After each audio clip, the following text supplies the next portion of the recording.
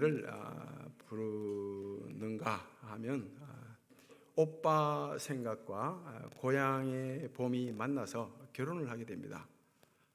그래서 그 오빠 생각과 고향의 봄의 결혼 이야기를 제가 말씀드리려고 합니다. 때는 1925년도 일제강점기입니다.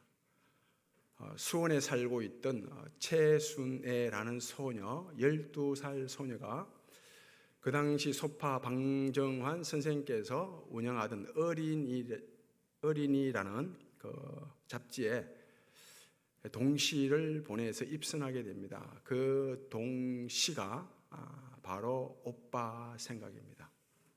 그 이듬해 마산에 살고 있던 이원수라는 소년, 14살 먹은 소년이 역시 이 어린이 잡지에 동시를 보내는데 그 동시가 바로 고향의 봄입니다. 입선하게 되죠. 그 최순애 그 소녀가 오빠 생각이라는 동시를 어린이 그 잡지에 발표한 이후에 수없이 많은 사람들이 편지를 보내게 됩니다. 이원수 소년도 편지를 보내게 되죠. 그런데 답장을 유일하게 이원수 소년에게 답장을 하게 됩니다. 둘이 펜팔 친구가 되는 것이죠. 계속해서 편지와 사진을 서로 주고받습니다. 편지를 통해서 생각을 나누고 삶을 나누고 또 채우게 되죠. 사상을 나누게 되고 인생관, 가치관까지 나누게 됩니다. 이 글로서 나누는 사랑이 직접 만나서 나누는 사랑보다 훨씬 사랑의 질이 좋아지고 깊어집니다.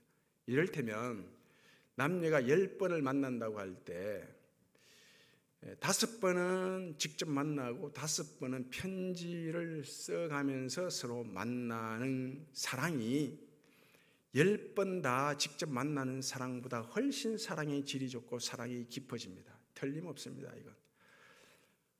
이 최순애와 이원수 처음 시작은 소녀와 소년으로 사랑을 시작했지만 7년 동안 무려 계속해서 사랑을 나누게 됩니다. 그 사랑을 나누면서 내 인생을 오빠에게 맡겨도 되겠다. 내 인생을 순애에게 맡겨도 되겠다. 마침 결혼을 약속하게 됩니다. 집안에서도 다 알게 돼요. 7년 후에 수원에서 처음 만남을 가지려고 합니다. 첫 만남이에요. 편지를 주고받은 이후 첫 만남. 그 수원역에서 만나기로 했는데 이 마산에서 올라와야 했던 이원수가 나타나질 않는 것입니다. 하루 종일 기다려도 나타나질 않아요. 이 나타나지 않은 이유가 무엇인가 하면 그 당일에 이원수가 이 소년이 그때는 소년이 아니죠. 7년 후니까 청년인데 하만 독서회를 통해서 그 사람들에게 불온 사상을 가르쳤다고 해서 일제 순사에게 체포됩니다. 무려 1년 가까이 감옥살이를 하게 되죠. 최순의 집안이 확 뒤집힌 거예요. 이 사상범을 어떻게 사이로 맞이할 수 없다, 시집 보낼 수 없다고 해서 다른 혼처 자리를 알아보게 됩니다. 그 당시에 부모들이 시집 가라, 장가 가라, 이 사람한테 가라, 이 집안 가라, 그러면 결혼하는 것 아니겠어요? 그 당시야. 그런데 이원수를 향한 최순의 마음이 요지부동 변하지 않습니다. 한결같습니다. 그 집안에서는 반대가 심하고 다른 그 혼사 자리를 알아보고 어찌해야 됩니까? 이 결혼을 적극 주선한 사람이 있는데 그 사람이 누군가 하면 바로 최순애가 그 오빠 생각이라는 동시를 쓸 때 주인공 오빠 최영주예요. 그 최영주가 집안에는 서울 가서 공부한다 해놓고 사실은 용돈을 다 챙겨가고 옷가지를 챙겨가서 독립운동을 했거든요. 그래서 그 돈을 독립 자금으로 줬던 거죠. 그러니까 잘 알죠. 마음을, 처지를, 같은 처지니까. 그 오빠가 늘 서울 갈 때 채순이에게 오빠 이번 서울 가면 뭐 사다 줄까? 댕기 사줄까? 비당구도 사줄까? 그랬던 거예요. 그걸 쓴 게 오빠 생각이에요. 이 오빠 최영주의 적극 주선으로 결혼을 하게 됩니다. 감옥에서 나온 후 4년 후에 1936년에 결혼을 하게 돼요. 마침 결혼해서 아들, 딸 3명씩 낳고 행복하게 살게 됩니다. 행복하게 살게 돼요. 1981년도에 먼저 이원수 시인이 세상을 떠나고 17년 후에 1998년도에 최순애 시인이 이 세상을 떠나게 됩니다. 떠날 때까지 두 분이 행복하게 잘 산 거예요. 여기서 끝나면 좀 싱겁잖아요. 그렇죠? 진짜 얘기는 이게 아니에요. 그 이원수 시인이 세상 떠나기 전 2년 전에 1979년도에 그 당시 굉장히 유명했던 시인 40명이 처음 만난 그대로라는 수필집을 발간하게 됩니다. 이 40명 가운데 이원수 시인이 들어가요. 그 이원수 시인도 수필을 쓰게 되죠. 그 제목이 수필 제목이 죽기 2년 전이에요. 제목이 뭔가 하면 내 아내가 아니더라도 사랑했을 아내에게, 이런 제목으로 수필을 써요. 이 제목 어떻습니까?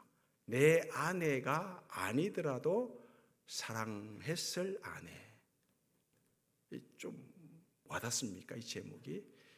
이 제목 하나에 지금까지 어떤 사랑을 해왔는지 다 들어가 있는 겁니다. 한결같은 사랑, 변함없는 사랑, 지극한 사랑을 해온 거예요. 내 아내, 내 아들, 내 남편, 내 교회, 내가 낳은 아들 내가 사랑하고, 내가 낳은 딸 내가 사랑하고, 나를 낳아준 부모 내가 사랑하고, 내 남편 내가 사랑하고, 내 아내 내가 사랑하고. 이건 누구나 하는 사랑이죠. 사람이라면 누구나 합니다. 내 아들이라 사랑하는 것 아니겠어요? 이 바로 소유 사랑이죠. 사랑할 만해서 사랑하는 거죠. 내 아들이 똑똑해서 공부 잘해서 늘 용돈 챙겨줘서 그래서 사랑하는 거예요. 이 소유 사랑은. 이 소유 사랑이 필요 없다는 게 아니죠. 내 교회 내가 사랑합니다. 내 교회 커서 안락해서 편해서 사람 많이 모여서 이 교회 안에 내 직분이 커서 내가 대단해서 이 교회를 사랑하는, 이게 소유 사랑이에요. 소유 사랑. 그러나 내 아내가 아니더라도 사랑했을 아내에게, 이건 존재 사랑을 말해요. 존재 사랑. 만남을 사랑하는 것이요, 관계를 사랑하는 것이요, 인연을 사랑하는 것이요, 운명조차 사랑하는 거죠. 이 모습 이대로 사랑하는 거죠. 자식이 공부를 좀 못해도 사랑하고, 돈을 좀 못 벌어와도 남편을 사랑하고, 아내가 좀 구박을 해도 아내 사랑하고, 이 모습 이대로, 이 형편 이대로 하나님이 우리를 사랑할 때 사랑할 만한 조건이 있어서 사랑한 게 아니잖아요. 심하면 내가 원수 되었을 때 하나님이 나를 찾아오셔서 내 모습 이대로 나를 사랑하신 그런 사랑이 바로 존재 사랑이에요. 결혼식 할 때 서야가죠. 가난할 때나 부할 때나, 병들 때나 건강할 때나, 괴로울 때나 즐거울 때나 항상 변함없이 사랑하기로 서약합니까? 그러면 네, 서약합니다. 바로 이런 사랑이 존재 사랑이에요. 이 존재 사랑이 한결같이 두 사람을 하나 되게 한 거예요. 두 사람 하나 되게 한 거죠. 존재 사랑, 소유 사랑이 아니라 존재 사랑이 하나 되게 하는 것입니다. 하나 되게. 끝까지 이 소유 사랑은 끝까지 함께 할 수가 없어요. 소유가 없어지면 사랑도 떠나는 것 아니겠어요? 그러나 존재 사랑은 그렇지 않습니다. 끝까지. 사랑하게 하는 게 바로 존재 사랑이죠. 오늘 말씀 시편은 가장 아름다운 시편으로 일컬어져 있습니다. 다윗이 지은 시편이에요.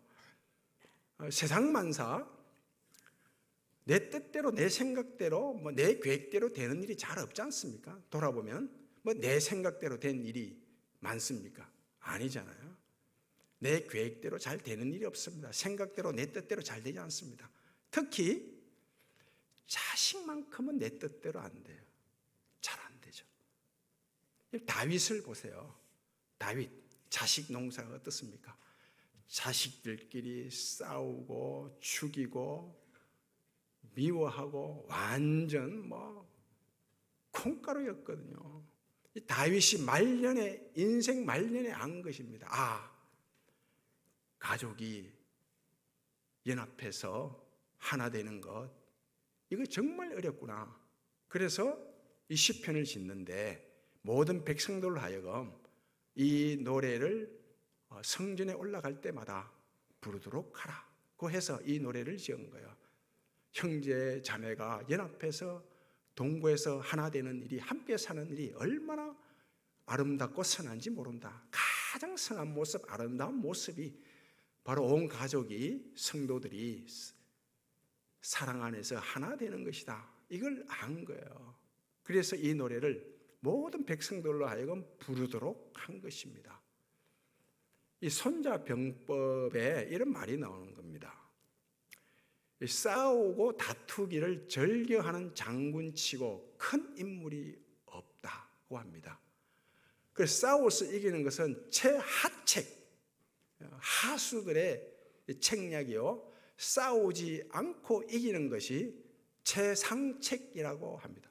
그러면서 강한 군대, 강한 나라가 되기 위해서는 전략이 필요한데 첫 번째 전략이 뭐냐 할 때는 도를 내세웁니다. 길. 우리 도원교회 할 때 도자예요. 길을 내세웁니다. 길을 내면 모든 장애물이 없어지잖아요. 그래서 군주와 백성들이 길로 하나가 되고, 백성들끼리 길로 하나가 되고, 신하와 임금이, 군주가 길로 하나가 되고, 또 신하와 백성들이 길로 하나가 되고, 그 하나가 될 때 가장 강력한 나라, 강한 군대가 된다고 손자병법에 나옵니다. 우리의 길, 도가 누굽니까? 예수 그리스도죠. 예수 그리스도. 내가 곧 길이요 생명이니 나로 말미암지 않고는 아버지께로 갈 자가 없느니라. 예수 그리스도가 도입니다. 길입니다. 우리에게 생명이죠. 예수 그리스도로 우리는 하나 될 수가 있습니다. 내 교회가 아니더라도 교회를 사랑할 수 있고, 내 남편, 내 아내가 아니더라도 아내를 사랑하고 남편을 사랑하고, 내 아들, 딸이 아니더라도 아들과 딸을 사랑할 수 있는 이 존재 사랑을 할 수 있다고요. 예수 그리스도로부터. 하나님이 그런 사랑을 하셨으니까, 나를 향해서 그런 사랑을 하셨으니까 우리를 사랑해서 예수 그리스도를 보내주는 것 아니겠어요? 하나님이 세상을 이처럼 사랑했기 때문에 예수 그리스도를 보내준다고. 예수 그리스도가 바로 이런 사랑이에요. 존재 사랑. 이 존재 사랑 안에서 모든 성도들이 하나가 되고 가족들이 하나가 된다고요. 그래서 구체적으로 이런 말씀을 하세요. 2절 말씀이죠. 머리에 있는 보배로운 기름이 수염, 곧 아론의 수염에 흘러서 그의 옷깃까지 내림 같고, 이건 대제사장 위임식 장면입니다. 그 위임식 할 때 머리에 기름을 붓습니다. 기름을 부으면 그 기름이 쭉 이어져 흘러내리죠. 수염까지 흘러내리고 온 옷을 다 적시고 가슴까지 적십니다. 그 대제사장 가슴에는 흉패가 있거든요. 그 흉패는 12보석이 있는데 그 12보석에 이스라엘 12지파 이름이 다 있는 거예요. 그래서 성령의 기름 부음, 예수의 영, 성령으로 온 이스라엘이 하나 되는 것입니다. 성령으로 예수의 영이 아니고는 온 백성이, 가족이 하나 될 수 없구나. 이걸 다윗이 알고 이 노래를 지어 지금 백성들로 하여금 부르도록 한 것입니다. 우리의 삶은 나들이죠. 나가고 들어가고 나들입니다. 문을 열고 나가고 문을 열고 들어오고 교회 문도 집안 문도 마찬가지 아닙니까? 그래서 문을 열고 들어가고 열고 나올 때마다 이런 기도를 하셔야 됩니다. 예수의 영, 성령으로 이 성령의 기름 부음으로 온 가족이 성도들이 하나 되게 해 주십시오. 사랑 안에서 하나 되게 해 주십시오. 이런 기도를 하셔야 됩니다. 하나가 된다고요. 성령 안에서 가족이 하나가 되고 성도들이 하나가 돼요. 다른 길 없습니다. 그리고 3절 상반부에 보면 이런 말씀이 있죠. 헐몬의 이슬이 시온 산들의 내림 같도다 그런다고요. 헐몬산의 이슬, 여기 이슬은 눈이죠. 눈, 하얀 눈이 내려서 녹아서 내려서 물이 되어 흘러가는 곳에 생명이 돋아나고 풍성한 결실이 있는 거예요. 풍성한 열매. 그래서 이 시온 땅은 척박한 땅이고 생명이 자랄 수 없고 생명이 자라지 못하니 풍성함하고는 거리가 멀어요. 그래서 이 헐몬산 이슬 물이 그 하나님의 은혜가 예수의 은혜가 이 시온산에 내리면 이 시온산에 생명이 솟아나고 풍성함을 누릴 수 있다는 거예요. 그럼 생명이 있고 풍성함이 있는 곳에 다툼이 없습니다. 언제나 생명이 없고 풍성함이 없는 곳에 다툼이 있죠. 풍성함이 없으면 늘 다투고 싸울 수밖에 없어요. 우리나라에 라면이 제일 처음 나왔을 때가 1963년도에 라면이 나왔어요. 그 처음 나왔고 점점 보급되어서 1970년 초반부에 전국적으로 보급되었다고요. 그때 초등학교 제가 2학년, 3학년 때쯤 되는데 국수를 삶아서 라면과 같이 삶는 거예요. 걸쭉하게.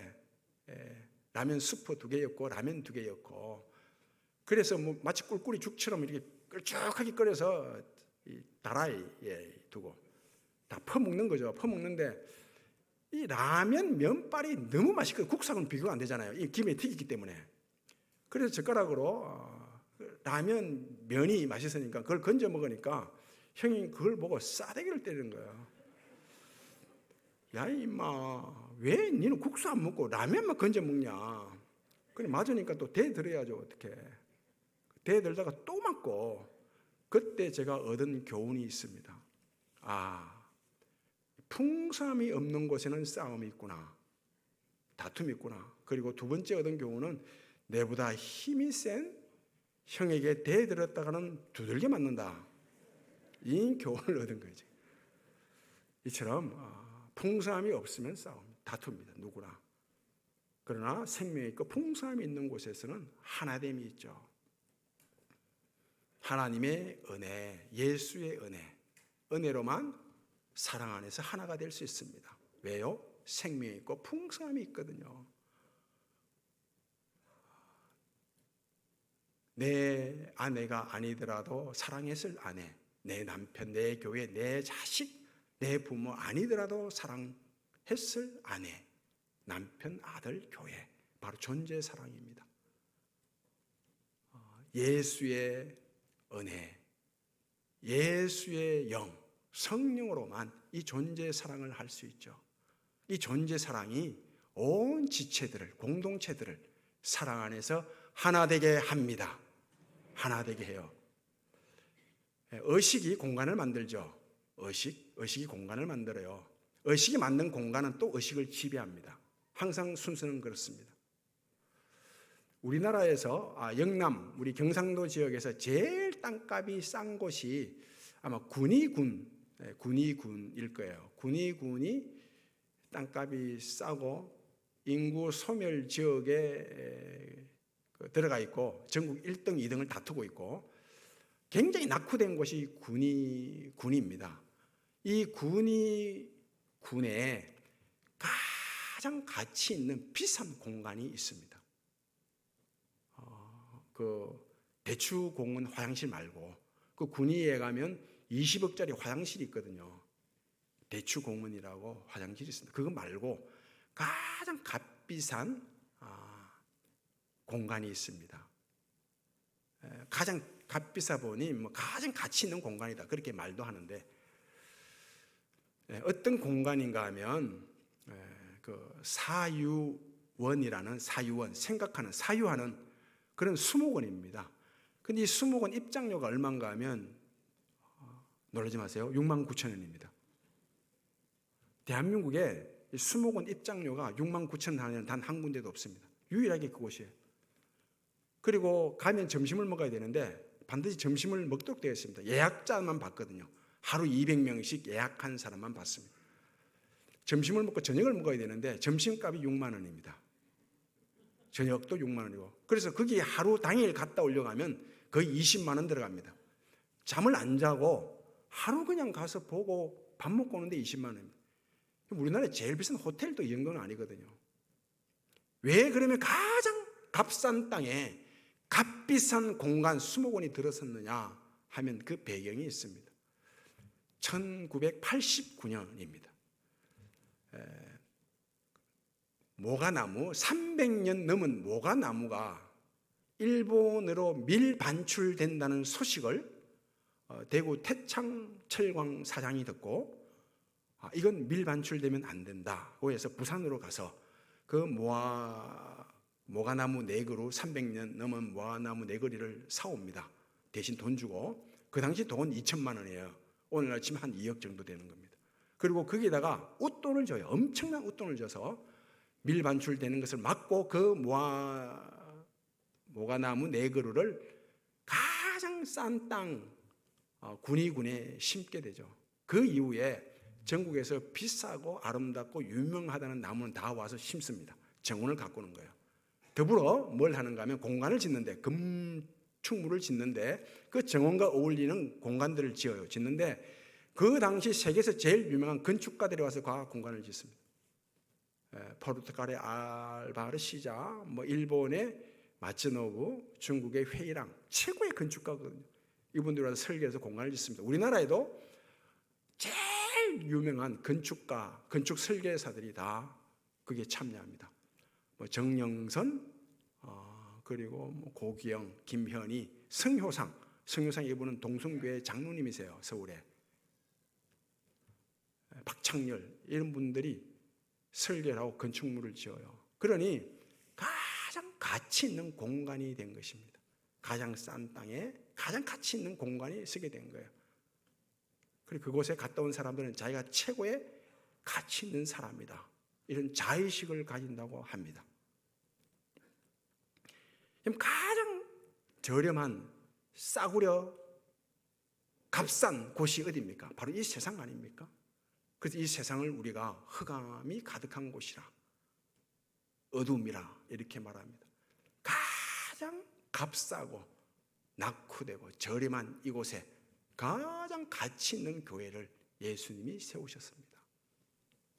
교회가 가장 가치 있죠. 그래서 이 세상은 절대 절망이지만 교회는 절대 희망입니다. 가장 가치 있는 교회를 세웠어요. 이 교회를 존재사랑, 예수의 영, 성령으로, 그리고 예수의 은혜로 이 교회를 갖고 가면 이 교회는 정말 가장 가치 있는 공간, 거룩한 공간, 가장 선하고 아름답고 복된 공간이 되는 것입니다. 가정이 되죠. 가정. 존재사랑, 내 아내, 내 아들, 내 자식, 내 부모, 내 교회 아니더라도 사랑하는 아내, 사랑하는 아들, 사랑하는 딸, 사랑하는 교회, 이 존재사랑으로 이 교회와 가정을 갖고 가시면 가장 거룩하고 복되고 선하고 가치 있는 공간이 돼요. 교회가, 가정이. 그러면 그 공간 안에 하나님 명령하셨죠. 뭘 명령하셨나요? 오늘 말씀 보면 3절 복과 영생을 말씀하셨어요. 복과 영생을 약속하신 게 아닙니다. 권면하신 게 아닙니다. 복과 영생을 선택할래 이게 아닙니다. 하나님이 명령하셨어요. 명령. 명령하셨다는 것을 반드시 누리게 된다는 거죠. 이 큰 가정인 교회, 그리고 작은 교회인 가정, 이 가정을 존재 사랑으로 가장 가치 있는 공간으로 만들어 그 공간 안에서 복과 영생을 누리는 그런 놀라운 은혜가 있기를 바랍니다. 아버지 하나님 감사합니다.